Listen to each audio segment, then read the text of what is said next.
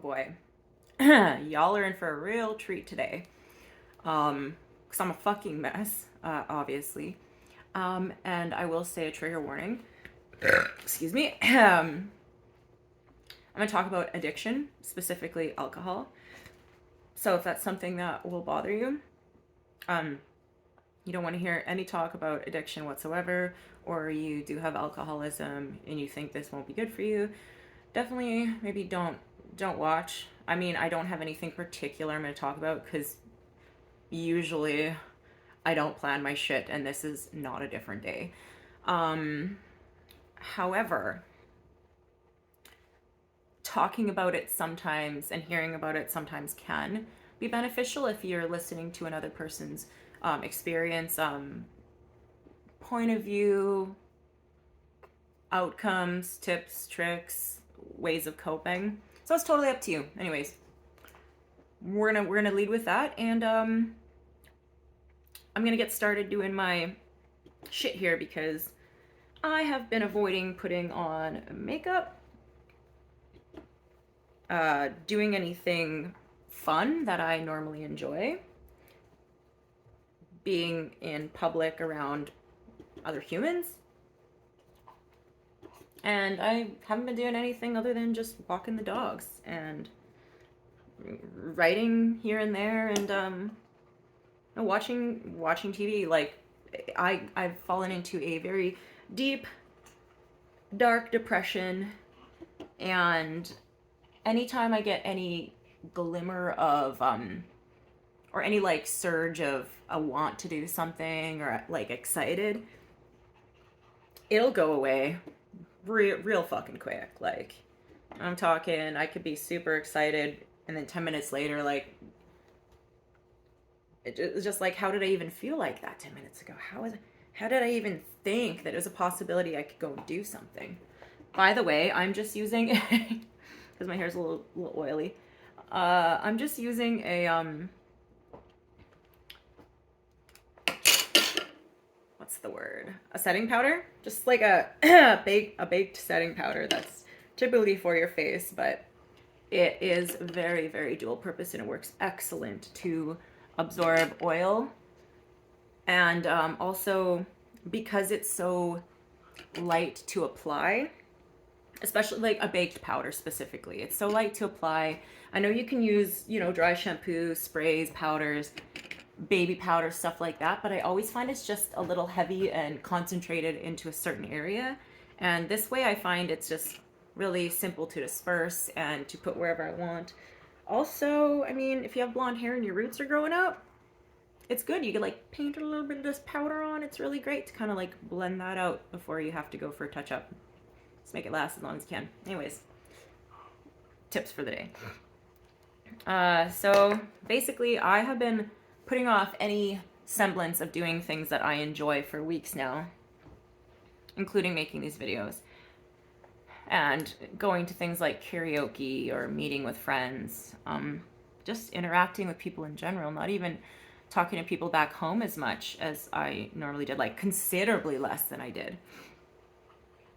And also I'm onto sober drinks, which has been, I don't want to say struggle, but it has been, and it's been very much, I don't know, it's very hard to not have those cravings and to not act on them. And I do have a sober tracker on my phone. I've had it for months and months and months, and every time that I fall back into a habit, I'd have to reset it, and it always just put me further and further back, and I just felt like I'm not capable of doing this. And it wouldn't even be that I'd be drinking daily or binge drinking or anything. I just have like a drink or two here and there, and then I'm like, fuck, I gotta reset this. I can't cheat and have one drink and then say I'm sober. So now I'm on like 2.5 weeks. Yeah, about 2.5 weeks. So that's great. To think 18 days. I'm at 18 days today, and I feel really good about that. These do help. I didn't think they would, but it really does help to have non-alcoholic beers if you like the beer variety. There's sours. There's all different kinds now: blonde ales, lagers, whatever. And this is a Moscow Mule. mocktail. And there is 0 alcohol in here. I know the beers tend to have 0.5, which is whatever. You do you, boo. You do you. But something about it, I don't know if it's just that it kind of gives the sense of I'm having a drink. Yeah, it's been helping significantly. And also I've been drinking more water, which I hate water. I don't know if I've mentioned in the past, but water tastes like shit. It's the worst. I hate it. I know people are like, oh, but it doesn't taste like anything. I'm like, yeah, it tastes real bad. Like, to me, there's just something, I don't like it. And I drink flavored water, and it's even hard to drink flavored water. There's something about it. Maybe it's just the idea in my head that it's healthy, and I don't know. I'm not the most healthy person. I try. I've been doing better. So anyways, I struggled with alcoholism for a little over 7 years straight. Now, this was more in my 20s and into my very early 30s, a few years ago. And on and off, I have caved, and I have had, like, I don't want to say like sprees or bouts, but yeah, like I'd have like a week or two sometimes where I'd drink a little more than I had been, or I'd go out and binge drink one night. But it's been considerably better. I shouldn't say but it has. Like it's been considerably better than I once was, you know, going from, you know, like I said, over 7 years and drinking consistently every day. There's maybe like a day or two in between here and there. For sure, like give or take. Not a lot though. Probably could count on both hands in that 7-year span where I was not drinking. But anyways, I've been so ashamed and in denial, and this is why I feel like I need to do this now, because there shouldn't be so much shame behind this, because it is a mental health issue. It's something that I know multiple people struggle with and need to cope with on a daily basis. So just going to share my experience. I drank every day. And while it may have not been a lot every day, it was every day. And it was never like I just felt, you know, like it's been a long day, I need a beer or whatever. It was like, I need a drink. Like I craved it. And it wasn't that I just craved the feeling of alcohol or the taste. I craved everything about it, and it's hard because I love the taste. I love how the way like certain alcohol, like whiskey and vodka, stuff like that. I like how it like tastes on your tongue, how it burns going down the throat. Like I said, trigger warning, because this is very descriptive about why I love alcohol. And if this is going to be hard for you to hear, if you're still struggling, please don't listen to this. You're welcome to. I'm not going to tell you what to do, but I don't want to be like a catalyst for more problems for you. Anyways, so that being said, so I liked the burning sensation, how it warms, like how it feels in my stomach. I liked like the instant flush I felt if I would get a little like dizzy. I liked everything about it. I liked the smell, the senses, like everything. Well, I mean, except the hangover, like, let's be honest. And I've met a lot of people in my life that, you know, their hangovers, they're like, oh my God, it hurts. It's the worst.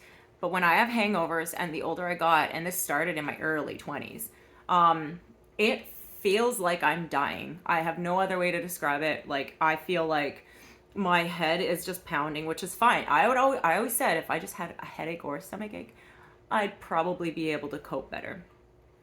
Unfortunately, I always get both, and it's severe. It's like pounding head, like how people would have migraines and you can't hear things, you can't see, like you can't have light because it will affect you. And at the same time, and this would last an entire day, my headache would go away because I would take painkillers, but feeling like, you know, if you've seen the movie Alien, and it like, when the alien is ready to be birthed, it rips through the human stomach. I always felt like that.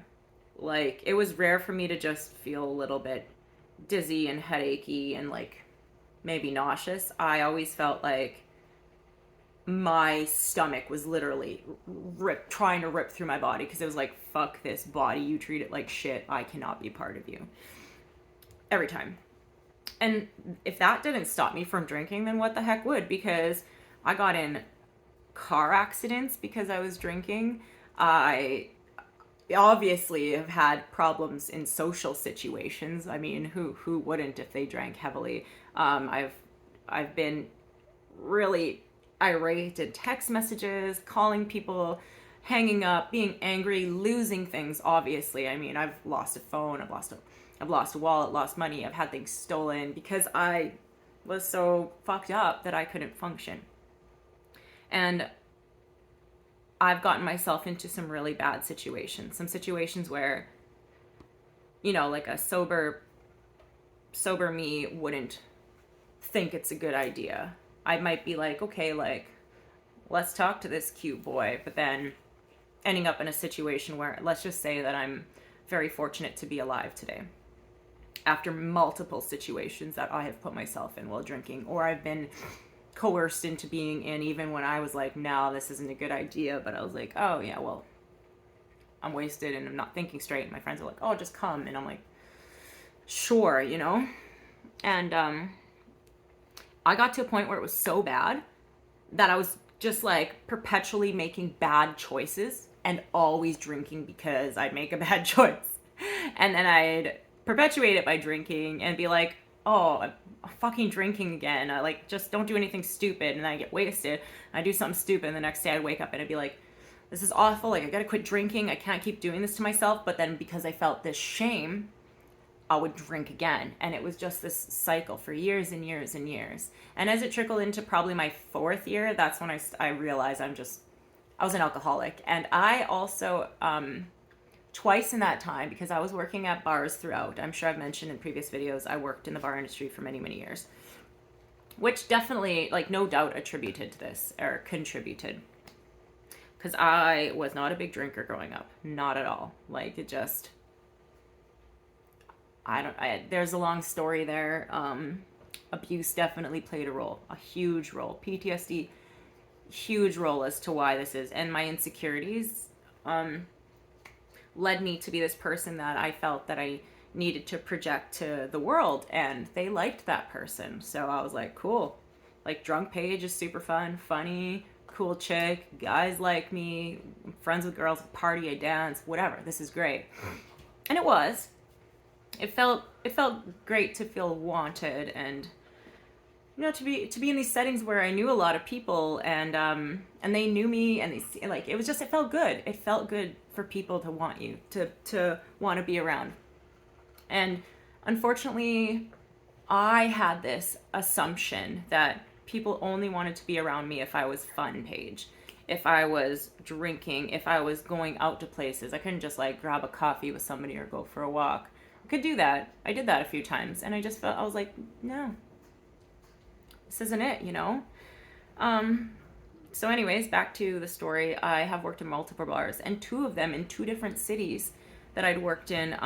My bosses had taken me aside and this is about 3 years apart. It happened in Regina, and then a few years later happened in Saskatoon.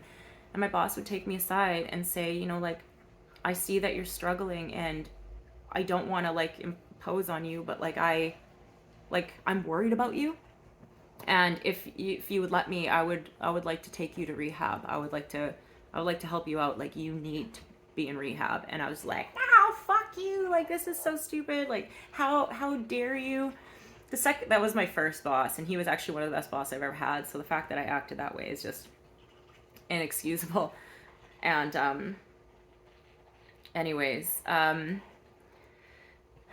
3 years later, when my other boss was telling me this, I was like, you know, I know I have a problem, but I just, like, I don't want to go to rehab. Like, I'll do it on my own. And it was always that. It's like, if I'm going to do it, I need to do it my way, because nobody's going to tell me what to do. And I very much still feel that way.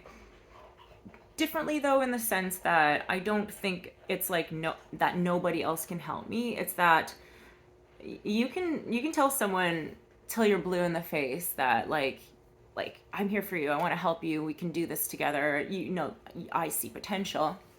And unless they see that in themselves, all it is words. And it's totally fine if you want to encourage people and say that you're in their corner and that they can call you anytime if they need. But in my experience anyway, it feels like a lot of pressure to hear from loved ones that and people in your life, workers, friends, whatever, that you need to do something, or that they think there's something wrong with you, because then it just kind of gets in your subconscious that like there's an issue and people are seeing it, and you're like, okay, well, I already have issues, guess like I'm messed up anyway, so maybe there's no coming back from it. You get this kind of like very skewed idea that if people are noticing this, like you've kind of like, I guess, gotten to the point where you're like, well, I've already gone this far, so I may as well keep going. And that's how I felt. And I was like, whatever, like, lots of people like me this way. Sure, I have problems, but for the most part, you know, it's fun. It's fine, it's fun. I'm not dead yet. Like, sure, I've been in accidents and things have happened and ended up in random hotel rooms with people I didn't know. But I'm fine. And I'm just going to go ahead and say straight away, that's not okay to think that way. Looking back, it was not okay. There was nothing good, nothing safe or secure about telling myself that just because I'm okay now means that tomorrow I'm going to wake up and be here. And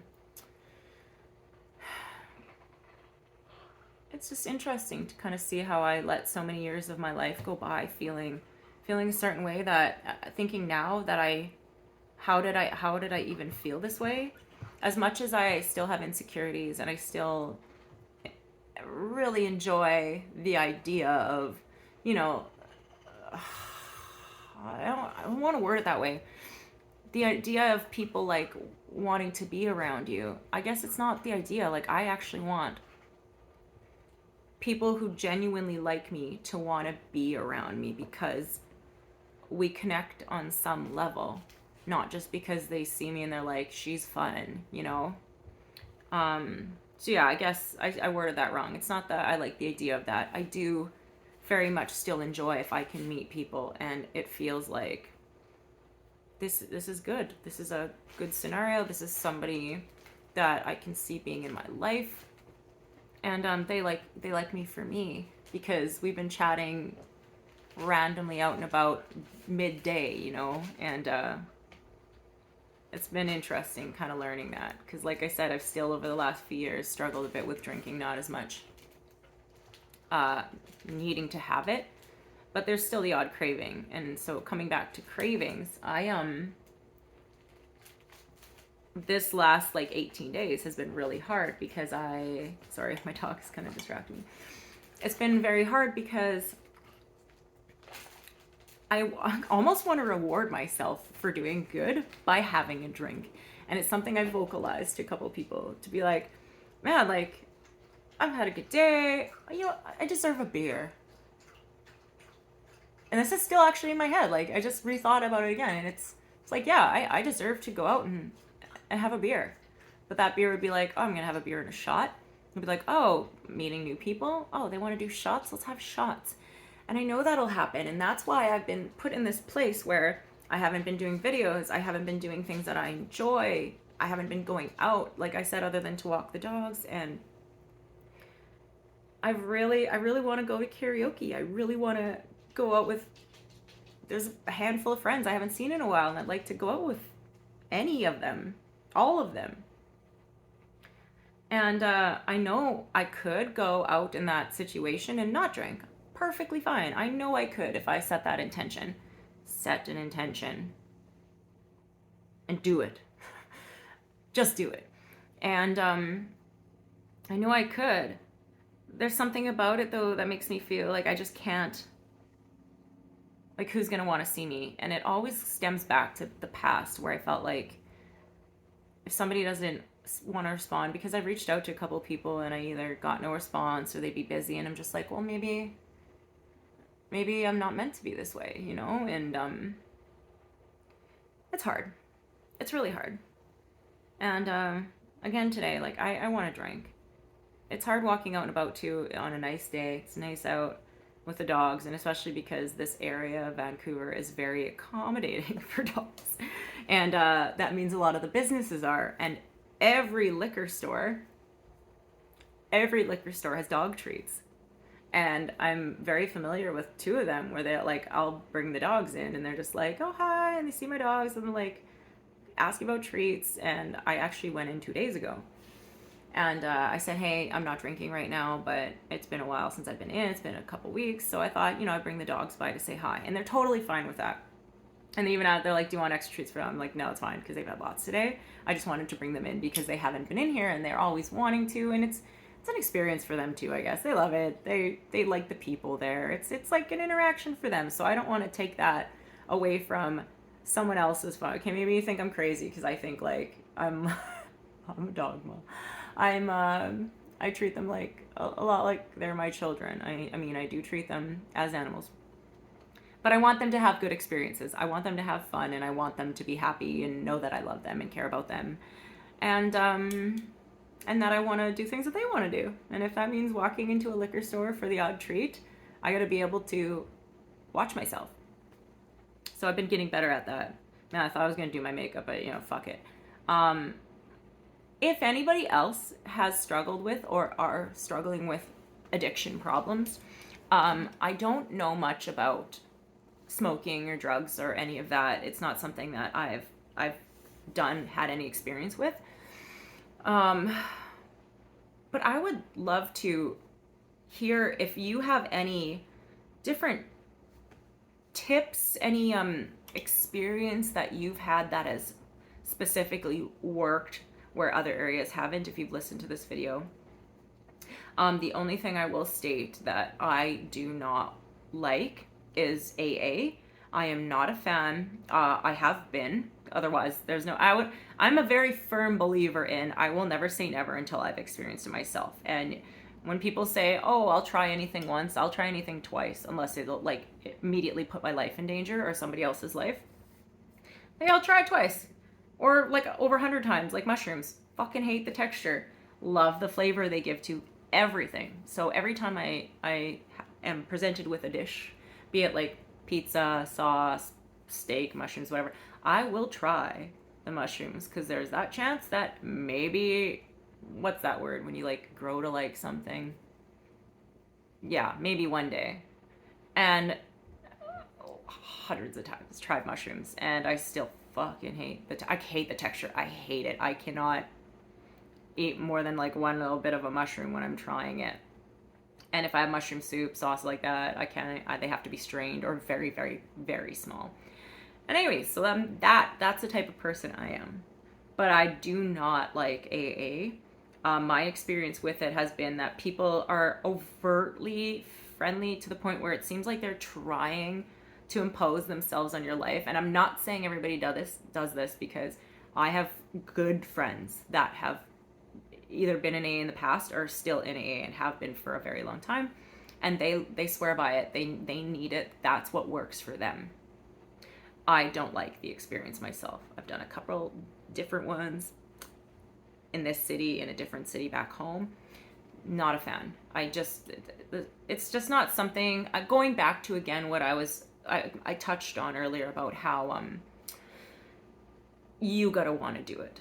And there's something about that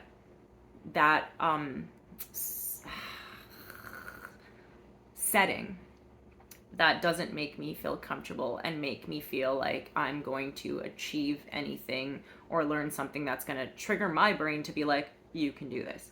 So that being said, if you could refrain from sharing anything to do with suggestions on AA, if you have experiences with that you'd love to share, happy to hear it.